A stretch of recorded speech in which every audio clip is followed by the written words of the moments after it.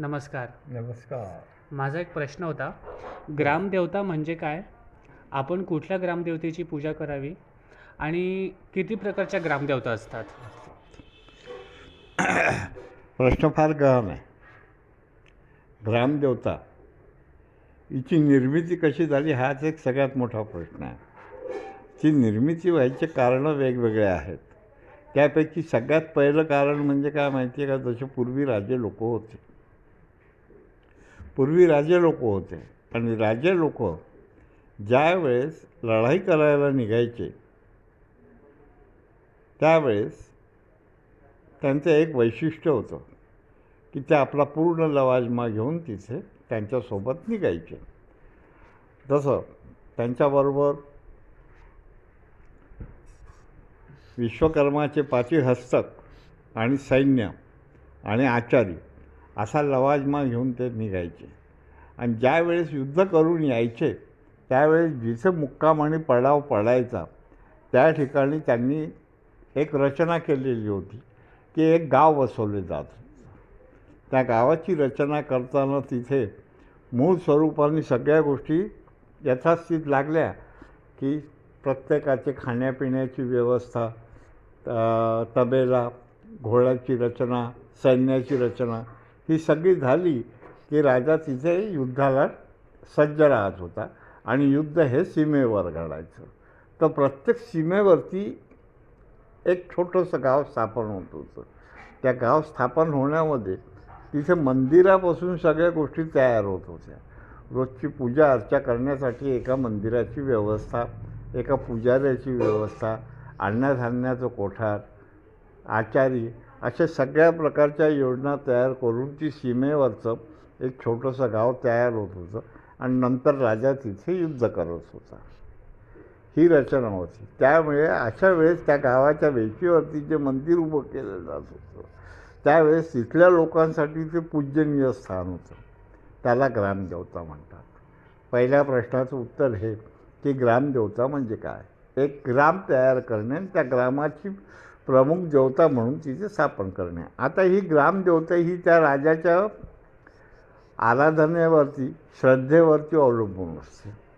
तो जिची उपासना करत असतो, त्यांच्या घराण्यात जी परंपरा चालत असते तिथे एक कुलदेवता असते किंवा गणपती, मारुती आणि युद्धाची देवता दुर्गा अशा प्रकारच्या ज्या देवता होत्या त्यांचं एक एक मंदिर बनवले जात होतं. आणि या मंदिराचा उपयोग असा व्हायचा की ते भव्य दिव्य तर बनत होतंच, पण अशा मंदिरांना तळघराची व्यवस्था केली जात होती. कारण काय, देवाच्या ठिकाणी शक्यतो सर्व राजे धर्माशी बांधल्या असल्यामुळे मंदिराची तोडफोड करत नव्हती. मग तिथे धन लपवून ठेवायला जागा राहत होती. त्यामुळे पूर्वीच्या काळामध्ये राजे लोक जे लूट करून आणायचे त्या मंदिराच्या तळघरात ठेवायचे. आणि त्याच्यानंतर तिथे ती ग्रामदेवता होती. तो खजिना फक्त राजाला माहीत राहायचा, प्रधानाला माहीत राहायचा, बाकी कोणाला कळत नव्हता. बाकीच्या त्या ठिकाणी फक्त मूर्तीला आणि देवालयाला महत्त्व होतं. ती ग्रामदेवता व्हायची. हळूहळू तिथे काय व्हायचं, राजा युद्ध करून निघून जायचा पण ग्राम तसंच अस्तित्वात राहायचं. आणि ते ग्राम अस्तित्वात झाल्यानंतर तिथे लोकांचा समूह जमा होऊन ती एक पुरातन देवता म्हणून तिची पूजन करणे म्हणजे ती ग्रामदेवता. अशा पद्धतीने ग्रामदेवतेची निर्मिती झालेली आहे. यानंतर दुसरी एक पद्धत ग्रामदेवतेची अशी झाली की राजे लोक सगळ्या आपापल्या नगरात गेल्यानंतर शेतकरी वर्ग जो होता त्याचा जो प्रमुख होता तो आपल्या शेतामध्ये एक देवता स्थापन करायची आहे. त्यामुळे ती देवता स्थापन करताना तो हाच विचार करत होता की मला या सगळ्या गोष्टीचं ज्ञान देणारी देवता कोणती आहे आणि आपल्याला उपयुक्त देवता कोणत्या आहेत. तर त्यावेळेस जे संशोधनानुसार सिद्ध झालं होतं की पंचमहाभूतं हे प्रथम देवता आहेत. हे 5 देवता प्रथम आहेत. या पंचमहाभूतांचं एक वैशिष्ट्य होतं, आप, वायू, अग्नी, तेज, जल. आता या सगळ्या जीवनोपयोगी आणि जीवन देणाऱ्या वस्तू आहेत. म्हणून यांच्या ठिकाणी एक एक रूप अस्तित्वात आले गेलेलं आहे. जसं अग्नीचा वास्तविक पाहता हत्तीचा आणि अग्नीचा काही संबंध येत नाही, पण हत्तीमध्ये अग्नितत्व खूप आहे आणि वनस्पतीशी निगडीत आहे. म्हणून तो एक प्रथम देवता पूजनीय झालेला आहे, की जो अतिशय उंच अवाढव्य असून ज्याची सोड आकाशापर्यंत पोचते, म्हणजे उंचावरती जाते, आणि तिथली तो वायू सोडून किंवा जल स्तोत्र ओढून तो इथे लोकांना जीवन देत होता. अशी त्याची क्रिया असल्यामुळे तो सगळ्यात जास्त पूजनीय झाला. म्हणून प्रथम त्याची पूजा केली जाते, गणपती. मग त्याला गणपती हे नामाभिधान दिलं, गणपती म्हणून त्याची स्थापना केलेली आहे. दुसरं जीवन देणारा कोणता ग्रह, कोणता देवता आहे? मारुती. तर मारुतीचं वैशिष्ट्य काय आहे? मारुती हा पवनसूत आहे. पवनसूत म्हणण्यापेक्षा एक वायू आहे, आणि तो वायू सगळ्यांना जीवन देतो. आता वायूशिवाय माणूस जगूच शकत नाही, म्हणून तो प्राणवायू झाला, त्यालाच प्राणवायू म्हटलेला आहे, आणि तो मारुती आहे. आता मरुत या शब्दाचा जर का अर्थ काढला, ज्याला मरण येत नाही असा, तो मरुत, म्हणजे तो मारुती. तो जर का मारुती जर का तुम्ही तिथे स्थापन केला, तर त्याच्याबरोबर तुमच्या शेतामध्ये किंवा कुठे येणाऱ्या ज्याच्या काही गोष्टी आहेत त्याच्यामध्ये सगळ्यात पहिले वायू असतो, आणि वायूचा प्रकोप हा सगळ्यात भयंकर असतो. त्यामुळे जर का तो वायू तिथे जर का स्थिरावलेला आहे, तर वायूवर वायूचा प्रकोप न होता तुमचं अन्नधान्य आणि शेती मुबलक प्रमाणात पीक देत होती. आता तिथेच दुसरं स्तोत्र असं राहायचं की पाण्याचं. जल हे जीवन आहे. जल हे जर का जीवन आहे, तर त्याच्यामुळे माणसाला जीवन मिळतं, त्याच्यानेच प्राणवायू तयार होतो. जल नसेल तर प्राणवायू तयार होत नाही. वायू आणि जल. आता ह्या जलाचा संबंध कोणाशी येतो? तो आसरांशी येतो. आता इथे आसरा म्हणजे त्या तळ्यात वाढणारे जे जीवजंतू आहेत, त्याच्यामधले काही विशिष्ट जीवजंतू आहेत की जे प्रचंड प्रमाणात शक्ती निर्माण करणारे आहेत, की ज्याच्याने शक्ती मिळते आणि युक्ती पण मिळते. हे माणूस शिकतो. पाण्यातील माशांप्रमाणे, कासवाप्रमाणे यांच्यामध्ये जे गुणधर्म दाखवलेले आहेत, त्या गुणधर्माने त्या माणसाला जीवन मिळतं आणि तो त्याचं रक्षण करू शकतो. म्हणून त्या आसरांचं मंदिर तिथे असतं. आसरा देखील ग्रामदेवता आहेत. मारुती आहे, गणपती आहे, आसरा देखील ग्रामदेवता होतात. यानंतर जी असते की शक्तिशाली, तुम्हाला प्रतिकार शिकवणारी आणि युद्धामध्ये निपुणता देणारी देवता कोणती? दुर्गा. कारण दुर्गा ही का बरं गृहीत धरण्यात आली? कारण का सगळ्या देवांना ज्यावेळेस गरज पडली त्यावेळेस त्यांनी दुर्गेची उपासना केली. दुर्गा ही अशी शक्तिशाली होती की जी आघात सहन करण्याला सक्षम आहे. मनुष्य आघात सहन करू शकत नाही. स्त्री जेवढे आघात सहन करू शकते, तिच्यामध्ये ती अलौकिक शक्ती ईश्वरी निर्मातीने तिच्या शरीरात दिलेली आहे, की ती आघाताचा प्रतिकार करण्याची व ते सहन करण्याची शक्ती तिच्याजवळ आहे. आणि ती युद्धामध्ये निपुण आहेत, की त्याचा प्रतिकार करू शकते. आघात सहन करू शकते म्हणजे प्रतिकार करू शकते. आणि तो जर का प्रतिकार करण्याची शक्ती तिच्याजवळ आहे, ती एका विशिष्ट प्रकाराने त्याचा प्रतिकार करते. ती शक्ती प्राप्त करण्यासाठी पूर्वीच्या राजे लोकांनी तिची उपासना केली होती. उपासना केली होती म्हणजे उपासना करणे म्हणजे पूजा अर्चा करणे असं नव्हे. तिच्या शक्तीचं अवलोकन करून ती स्वतः अंगीभूत करून घेतली होती. त्यांनी तिचं अंगीकृत करून घेतलं होतं आणि ती शक्ती स्वतःमध्ये निर्माण केली होती. ती झाली ती देवतेची उपासना. पण प्रतीक म्हणून तिला एक समोर मांडून ठेवलं होतं की राजा तो उपासक होता, पण बाकीचे नव्हते. बाकीच्या सैन्यांसाठी ते प्रतीक होतं. तिच्या हातामध्ये 9 शस्त्र आहे, की ती असंख्य शस्त्राने नटलेली आहेत आणि शस्त्राचा वापर करण्यास अतिशय योग्य तिची क्षमता आहे व तिची हालचाल आहे, म्हणजे तिची लकब आहे. त्या सर्व गोष्टी तिच्या ठिकाणी असलेल्या तुम्ही जर का अंगीकारल्या तर तुम्हाला अपयश येणार नाही. ही ती भावना राजाची होती आणि राजा तिचं मंदिर बांधत होता. त्यामुळे या सर्व गोष्टीचं तिथे एक प्रकारचं वलय तयार करण्यात आलं होतं आणि त्या वलयाच्या निर्मितीने ती शक्ती अंगीकृत करून त्याचं केलं होतं. पण याच्या मुळाशी तत्त्व कोणतं होतं? या देवतेंच्या मुळाशी एक तत्त्व गंभीरपणे लपलेलं होतं, ते कोणाच्याच लक्षात येत नव्हतं. ते होतं शिव. शिव आणि पार्वती हे शक्तीचं रूप आहे, हे निर्मितीचं रूप आहे. नुसतं शिव आणि पार्वती एक प्रतिकृती नाही आहे, तर ते निर्मितीचं स्थळ आहे.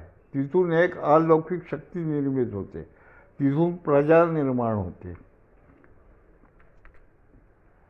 ती जी प्रजा निर्माण होत होती, त्या प्रजेमध्ये जी शक्ती निर्माण होत होती त्या शिवामुळे होत होती आणि पार्वतीमुळे होत होती. पार्वतीचा खरा अर्थ काय होतो?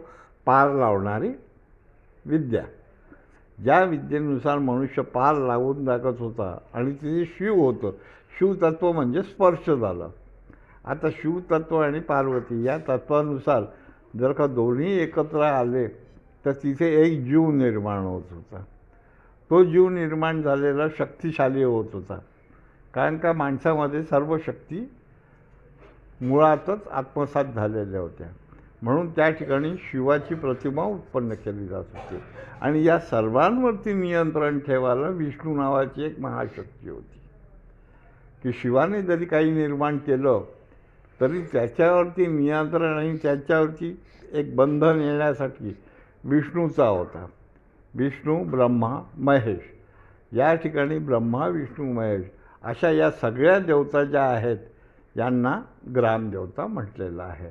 आणि या ठिकाणी ग्रामदेवतेचा असं गरज नाही आहे की सगळ्याच देवता एका ठिकाणी आल्या पाहिजे, पण त्या शक्तिरूपाने त्या ठिकाणी त्या गरजेनुसार त्यांची स्थापना करून ते गाव निर्माण केले जात होतं की इथे आपल्याला हेच काम करायचं आहे, या कामासाठी या शक्तीची गरज आहे.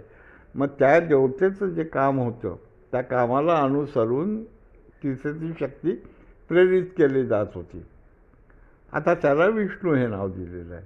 विष्णू म्हणजे विषाणूचा नाश करणारी शक्ती किंवा स्वतः विषाणूचा नाश करतं हे तत्त्व आहे.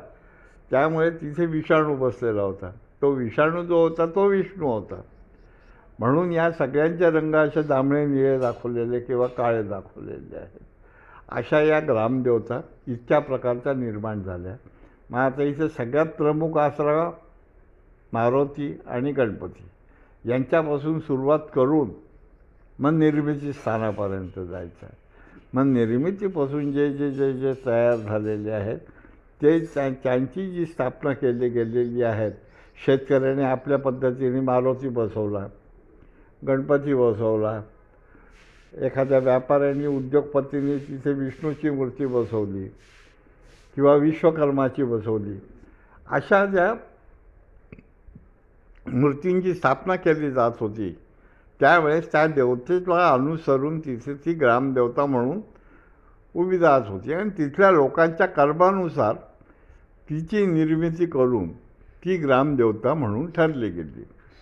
जसं आता पंचमहाभूताच्या तत्त्वामध्ये जर का 5 अग्नी, वायू तत्त्व हे सगळ्यांना गरजेचे आहेत, मग ते प्रथम ग्रामदेवता झाले. त्यांची तुम्हाला नितांत गरज आहे, म्हणून ते पूजनीय आहेत. आणि ते मूर्तिरूपात नसून ते प्रत्यक्षात आहेत, पण तुमची भावना प्रत्यक्षात पाहण्याची नाही आहे. तुमच्याला ती दृष्टी प्राप्त नाही आहे, म्हणून तुम्ही तिचं प्रतिरूप ठेवून तिचं आराध्य मान्य करता. ती झाली ग्रामदेवता. अशा वेळेस तिथे तुम्हाला आणखीन काही गोष्टीचा अभ्यास करावा लागतो की काय करायचं आहे, तर सगळ्या गोष्टी आत्मसात करायच्या. त्याचं प्रतिकरूप म्हणून नुसतं पूजनीय नाही आहे. हळद, कुंकू, गंध, पुष्प वाहणं हे ग्रामदेवतेची पूजा नाही, तर त्याची जी क्रिया आणि त्याचा जो नैसर्गिक स्वभाव आहे तो अंगीकारणे म्हणजे पूजा. खरा हा अर्थ हा आहे तो. म्हणून त्याची निर्मिती करून ते जे प्रतिकरूप आहे त्या प्रतिकरूपाने तुम्ही स्वतःचा आत्मा तिथे स्थिर करून पूजन करता. त्याला काय म्हणतात? ग्रामदेवता. या सगळ्या देवतांचं स्वरूप असंच निर्माण झालेलं आहे. तर आता प्रत्येकाने आपापल्या कामाच्या नुसार त्याची जी प्रमुख देवता आहे तिचं स्मरण करून तिची जी स्थापना केलेली आहे तिला ग्रामदेवता हे नाव देता येईल. आहे की नाही? जसं आता विश्वकर्माच्या माध्यमातून जर का विचार केला, सोनार, लोहार, सुतार, चांभार यांची देवता विश्वकर्मा, इंजिनियर हे सगळेजण त्याच्या आधिपत्याखालचे आहेत. त्यामुळे तो विश्वकर्मा. विश्वकर्मा या शब्दाचा अर्थ काय आहे की ज्याने विश्वाचं निर्माण केलेलं आहे तो. आता विश्वाचं निर्माण करण्यामध्ये फक्त एका व्यक्तीचा हात होता का? नाही आहे. या असंख्य लोकांचा हात होता. याच्यामध्ये विश्वाला लागणाऱ्या प्रत्येक गोष्टीची निर्मिती करणारा किंवा विश्वामध्ये जेवढे लोक आहेत तेवढ्यांना लागणाऱ्या उपजीविकेच्या साधनाची निर्मिती करणारा जो देवता आहे, जो प्रमुख आहे, तो त्या ठिकाणचा अधिपती झाला आणि त्याची स्थापना करून ते केलं गेलेलं आहे. आता हे निर्माण करायला सांगणारे त्या काळातले कोण होते? त्या काळातले आश्रम म्हणजे मुनीश्वर. जेवढे मुनी लोक होते किंवा जे तपस्वी होते, ज्यांना आज गोत्र पुरुष म्हटलेलं आहे, किंवा ते जे कोणी होते ते त्या गोष्टीचा शोध लावून तिथे त्या निर्मितीसाठी त्या देवतेची जी स्थापना करत होते आणि मग सिद्धता करत होते. स्थापना करणं आणि सिद्धता करणं याच्यात फरक आहे. सिद्धता करणं म्हणजे जागृत करणं. ती शक्ती प्रत्येकामध्ये प्रेरित करणं आहे. ती मग त्या दगडात नव्हते प्रेरित करत, त्या व्यक्तीमध्ये प्रेरित करत होते. त्याला त्याच्या शिक्षणाच्या माध्यमातून ती त्याला दिले जात होती आणि तो माणूस संपूर्ण स्वयंपूर्ण होत होता. आणि तो स्वयंपूर्ण झालेला माणूस त्या देवते स्वरूप होता की त्याच्या हातामध्ये एवढे शस्त्र आहेत, एवढ्या वस्तू आहेत, हा त्याचा आहार आहे आणि ही त्याची शक्ती आहे आणि तिची प्रतिकारशक्ती आहे. ही त्या माणसामध्ये अंगीभूत करण्याचं काम आश्रमाचं होतं. आश्रम म्हणजे काय होतं की जंगलामध्ये बसलेले आहेत आणि तिथे गुरुकुलातले मुलं शिकायला जात होते. त्यावेळेस तिथे ही ग्रामदेवता स्थापन केली जात होती आणि प्रत्येकाच्या कुळाप्रमाणे किंवा त्याच्या कार्याप्रमाणे. कुळ म्हणजे काय? त्याचं कार्य. कुळाचार करायचा आहे म्हणजे काय आहे? तर कुळाचार म्हणजे त्याचं कार्य, त्याच्या घराण्याची परंपरा, ती जी जपायची आहे त्याची शिकवण देणारी संस्था म्हणजे आश्रम. आणि तो गुरुकुल, त्याला म्हणतात गोत्रपुरुष. तो गोत्रपुरुष जी परंपरा चालवतो, तो गोत्रपुरुष प्रथम आला, त्याच्यानंतर ग्रामदेवता आली, मग इष्टदेवता आणि आराध्य देवता. अशा 3 प्रकारच्या देवता ज्या प्रमुख आहेत त्या या गावामध्ये स्थापन केल्या जात होत्या व तिथे लोक पूजन करत होते. आता पूजनाची प्रथा वेगळी झालेली आहे आणि ही जी स्थापन करण्याची प्रथा होती ही संपूर्ण वेगळी आहे. त्यामुळे काय करायचं आहे की पूजन तर करायचंच आहे, पण पूजन करताना गुण आत्मसात करणं हे महत्त्वाचं आहे. कळलं? आता ऐकू. धन्यवाद.